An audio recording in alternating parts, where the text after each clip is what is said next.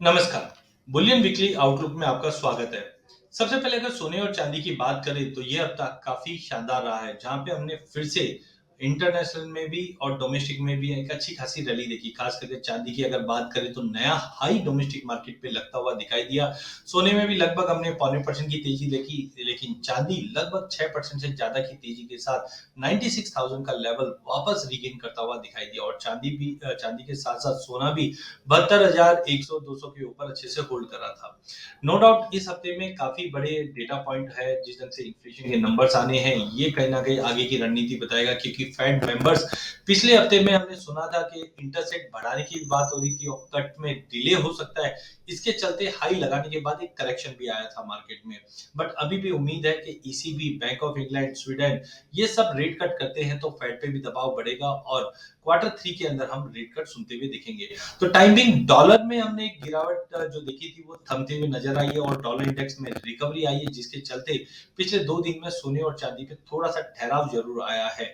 तो डॉलर और bond yield दोनों में तेजी है, बिकॉज अब ट्रेडर प्रिफर कर रहे हैं कि रेट कट सितंबर में बन सकता है। वहीं अगर देखें तो इंडिया के जो इंपोर्ट है चांदी में, वहां पे हमने इंप्रूवमेंट आते हुए देखा है। गोल्ड के अंदर भी अगर हम देखें तो इंडिया, चाइना, यहाँ पे हमने एक इंप्रूवमेंट देखा था। लेकिन चाइना का रिसेंट अप्रैल का जो डेटा आया था, वहां पे हम देख रहे हैं कि लगभग मार्च के मुकाबले एक 38% का फॉल था। जनरली हम देखते हैं कि जनवरी फरवरी में चाइनीज न्यू ईयर की वजह से डिमांड ज्यादा रहती है, बट उसके बाद डिमांड में नॉर्मलाइजेशन आ जाता है। रशिया ने अपने रिजर्व्स बढ़ाए हैं और ग्लोबल मार्केट में सिल्वर की जो डेफिसिट है वो अब 17% बढ़ चुकी है, जिसके चलते आने वाले दिनों में चांदी में और बड़ी तेजी बन सकती है, क्योंकि टेक्निकली भी $30 के ऊपर मार्केट कंटिन्यू सस्टेन कर रहा है। तो ये हफ्ते के अंदर इन्फ्लेशन के नंबर के बाद क्लियरिटी मिलेगी कि आगे जाके इंटरेस्ट रेट सिनेरियो क्या रहेगा। डॉलर भी थोड़ी बहुत रिकवरी है, टेक्निकल थोड़ा पुल बैक अगर हम बात करें तो सोने और चांदी में मिल सकता है, बट कुल मिलाकर ट्रेंड पॉजिटिव रहेगा। ट्रेड पॉइंट ऑफ व्यू से डोमेस्टिक मार्केट पे अगर चांदी की बात करें तो हमें लगता है 91 से 92,000 के जोन में लेके चलिए, 90,000 का स्टॉप लॉस रखिए। वापस प्राइसेस 95,000 का लेवल दिखा देगी, बट वॉलिडिटी काफी सीवियर रहने वाली है, इसलिए पोजीशन थोड़ा कम बना के चलिए।